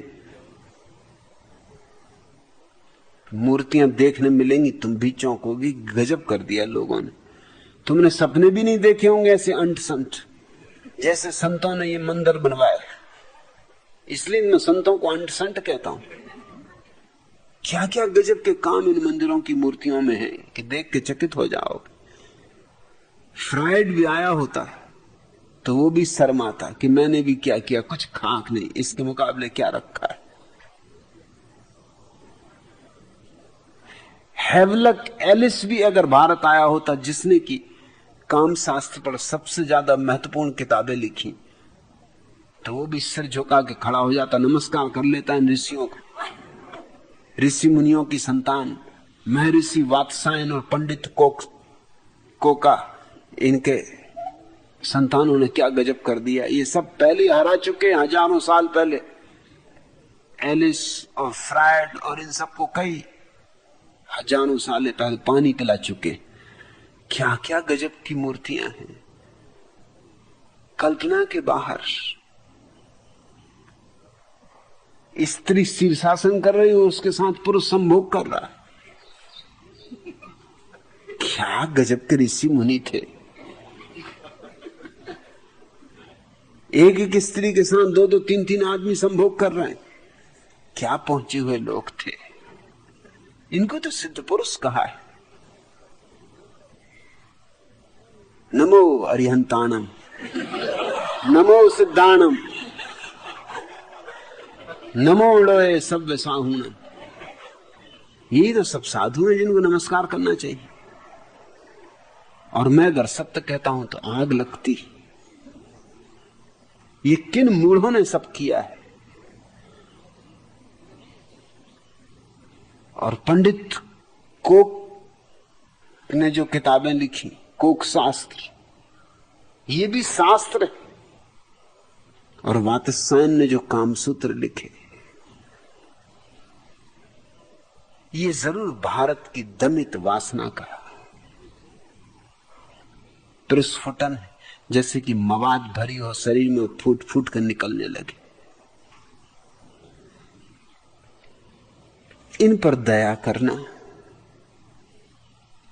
ये दया योग्य है। ये कष्ट में जी रहे हैं, ये रुग्ण लोग हैं। एक महिला की एक अंगुली एक्सीडेंट में कट गई, उसने 20,000 रुपए हर्जाने का दावा किया। जज ने कहा 20,000 रुपया क्या कह रही हैं आप, बहुत ज्यादा होता, एक उंगली के कट जाने का 20,000 रुपया। महिला बोली यह अंगुली असाधारण थी, इसके ऊपर ही मैं अपने पति को नचाती थी। अभी स्त्रियां पतियों को उंगलियों पर नचा रही हैं। नाचना पड़ रहा है उनको, नाचना पड़ रहा है इसलिए कि स्त्रियों को गुलाम बना के रखा है, तो उसके बदले में कुछ चुकाना पड़ेगा। मुल्ला नसरुद्दीन चंदूलाल से पूछ रहा था, जो व्यक्ति गलती करके मान ले, क्षमा मांग ले, उसे आप क्या कहेंगे? चंदूलाल ने कहा अक्लमंद, शरीफ, नैतिक और भला आदमी। नसरुद्दीन ने कहा और जो गलती न करने पर भी उसे मान ले वह कौन है? चंदूलाल ने कहा विवाहित पुरुष।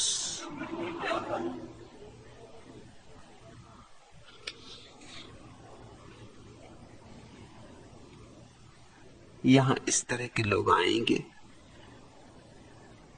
ये भारत पूरा का पूरा काम वासना से रुग्ण है, बहुत पीड़ित है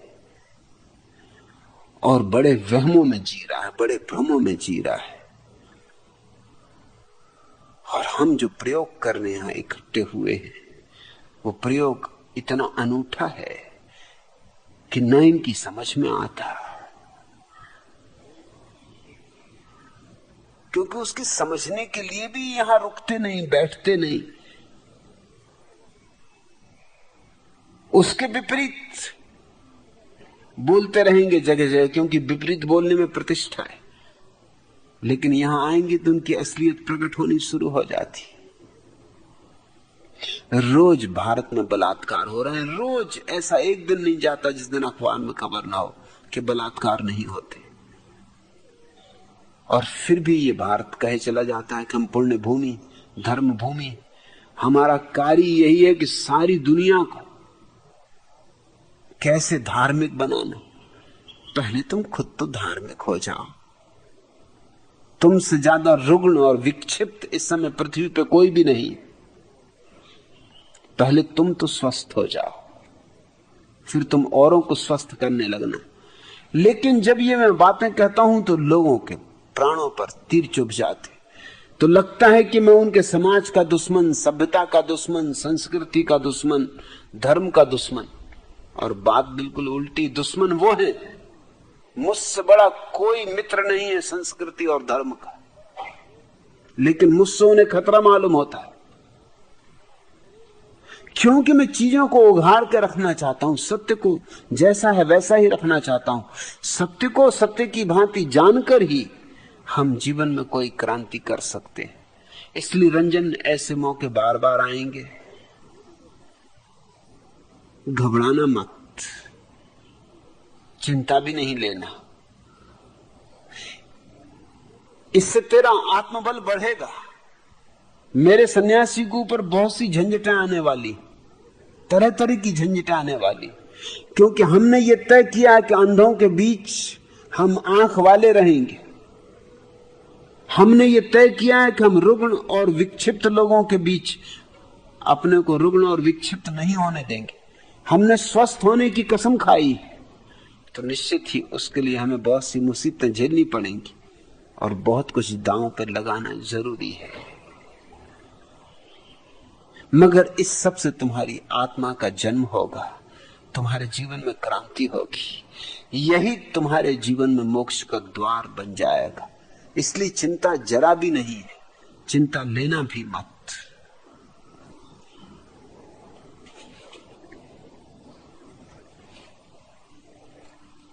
आखिरी प्रश्न,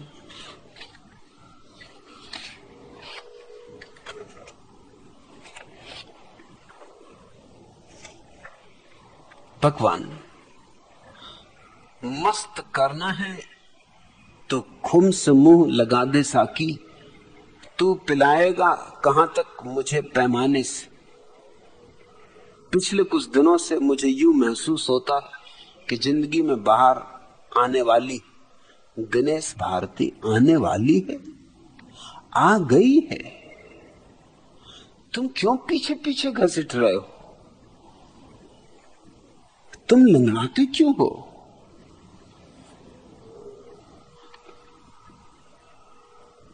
आने वाली है। यहां तो हम भविष्य में जीते ही नहीं, यहां तो वर्तमान ही एकमात्र अस्तित्व है। बाहर आ गई है, सक्षाओ मत, संकोच मत करो, खिलो। और तुम कहते हो मस्त करना है तो खुम से मुंह लगा दे साकी। मैं तो लगाता हूं, तुम मुंह इधर उधर मोड़ लेते हो। मैं तो सुराही ही लगा रहा हूं तुम्हारे मुंह से। मैं तो खुद भी भरोसा नहीं करता, क्या छोटे छोटे कुल्हड़ों में पिलाना। मैं तो खुद ही चाहता हूं कि तुम सुराही से पियो, और सुराही भी क्या, तैयारी हो तो सागर से ही पियो। लेकिन तुम ही मुंह मोड़ लेते हो और अपने कसूर को मुझ पे थोप देते हो। जरा सोचो, जरा विचारो। कहते हो मुझसे इश्क का अफसाना चाहिए, अफसाना चाहिए। कहते हो मुझसे इश्क का अफसाना चाहिए। रुसवाई होगी आपको, शर्माना चाहिए। शर्माना चाहिए, रुसवाई होगी आपको, शर्माना चाहिए। खुददार इतनी फितरतें रिंदाना चाहिए। साकी ये खुद कहे, साकी ये खुद कहे, कोई पैमाना चाहिए। साकी ये खुद कहे, साकी ये खुद कहे, कोई पैमाना चाहिए। खुददार इतनी फितरतें रिंदाना चाहिए। मिट्टी खराब करते हो तुम बीमार हिज्र की, मिट्टी खराब करते हो तुम बीमार हिज्र की, बीमार हिज्र की, बीमार हिज्र की। मिट्टी खराब करते हो क्यों बीमार हिज्र की। जो तुम पे मर गया उसे दफनाना चाहिए, दफनाना चाहिए। जो तुम पे मर गया उसे, खुददार इतनी फितरत रिंदाना चाहिए। साकी ये खुद कहे, कोई पैमाना चाहिए। कहते हो मुझसे इश्क का अफसाना चाहिए। आंखों में दम रुका है किसी के लिए जरूर, किसी के लिए जरूर, किसी के लिए जरूर। आंखों में दम रुका है किसी के लिए जरूर, वरना मरी से हिज्र को मर जाना चाहिए। खुददार इतनी फितरत रिंदाना चाहिए। साकी ये खुद कहे, कोई पैमाना चाहिए। वादा अंधेरी रात में आने का था कमर, वादा अंधेरी रात में आने का था कमर, अब चांद छुप गया उन्हें आ जाना चाहिए, आ जाना चाहिए। अब चांद छुप गया, अब चांद छुप गया उन्हें आ जाना चाहिए। कहते हो मुझसे इश्क का अफसाना चाहिए। खुददार इतनी फितरत रिंदाना चाहिए। साकी ये खुद कहे, कोई पैमाना चाहिए। तुम अपने भीतर पियक्कड़ की हैसियत पैदा करो। साकी ये खुद कहे, कोई पैमाना चाहिए। मैं तुमसे कहूंगा कि ये लो सुराही, मगर तुम इतनी हिम्मत तो पैदा करो सुराही को। तुम प्रेम तो मांगते हो, मगर प्रेम को लेने की पात्रता तो पैदा करो। कहते हो मुझसे इश्क का अफसाना चाहिए, और मैं तुम्हें दे क्या रहा हूं? मेरे पास देने को कुछ है भी नहीं। प्रेम है, प्रेम की शराब है, और कुल्हड़ कुल्हड़ पिलाने में मुझे भरोसा नहीं। तुम्हें डुबा देना चाहता हूं शराब में, मगर खुददार इतनी फितरत रिंदाना चाहिए। तुम डूबने को तैयार हो, योग तीर्थ ने मुझे एक पत्र लिखा है और लिखा है कि मैं अहमदाबाद में श्री पूनम चंद भाई के घर मेहमान था। उनके घर में अरविंद आश्रम की माताजी का चित्र एक कमरे में लगा हुआ है। मैं ध्यान करने वहां बैठा, चित्र से आवाज आई, मुक्त हो जाओ। ऐसा मुझे अनुभव में हुआ। मैंने पूनमचंद भाई से पूछा इसका क्या अर्थ, तो उन्होंने कहा इसी तरह की आवाज मुझे आई थी। वो भी पहले मेरे सन्यासी थे, फिर से मुझे आई थी मुक्त हो जाओ। तो मैं तो तत्क्षण समझ गया कि सन्यास से मुक्त हो जाओ। सो मैं सन्यास से मुक्त हो गया। अब तुम भी सन्यास से मुक्त हो जाओ, क्योंकि मैं तुमसे कहता हूं कि भगवान डुबा तो सकते हैं, पार नहीं लगा सकते। योग तीर्थ ने मुझे पूछा अब मैं क्या करूं। मैं तो कहूंगा भैया मुक्त हो जाओ। मैं निश्चित ही डुबा सकता हूं, पार में लगा सकता नहीं। पार लगाने में मेरा भरोसा नहीं, पार कहीं कोई है नहीं।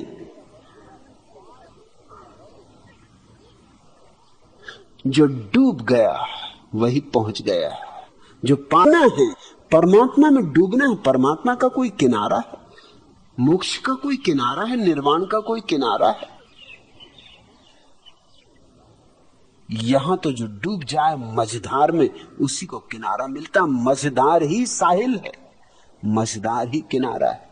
योग तीर्थ तुम तो पूनम चंद की मानो। अहमदाबाद में बहुत अहमक है, मगर पूनम चंद पहुंचे हुए अहमक है।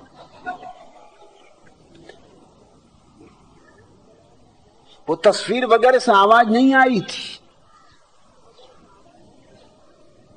सन्यास लेके वो मुश्किल में पड़ गए थे। उनकी पत्नी उनकी जान लिए ले रही थी, और उनका आदमी अहमदाबादी तुम जानते ही हो,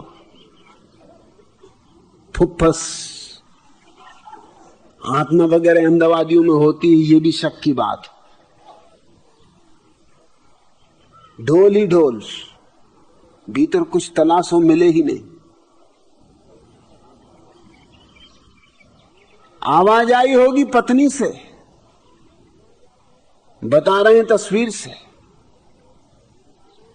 और तुमको भी आवाज आई, बड़ी अच्छा हुआ। ये तस्वीर बड़ा काम कर रही। मेरी नाव में जगह भी ज्यादा नहीं है। ये नाव मझधार में डूबने वाली, इसमें जगह भी ज्यादा नहीं है। तुम खाली करो, तुम मुक्त हो जाओ। डूबने को राजी दिनेश, डूबने को राजी हो जाओ। मैं तो डुबाने को प्रतिपल तैयार हूं। आज इतना।